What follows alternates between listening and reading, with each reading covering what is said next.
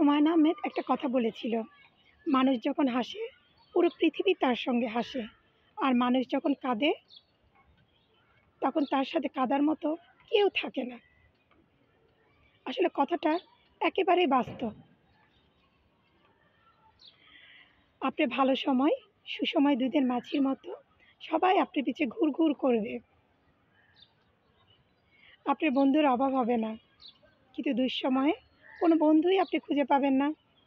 Call করলে আপনার call কেউ ধরবে না, মেসেজে কাউকে খুঁজে পাবেন না। তখন আপনি বুঝতে শিখুন দুঃসময়ে কে থাকবে আর কে থাকবে না।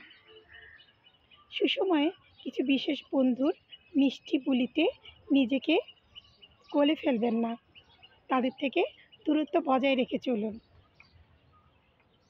দেখবেন অনেক বিপদ থেকে রক্ষা পাবেন।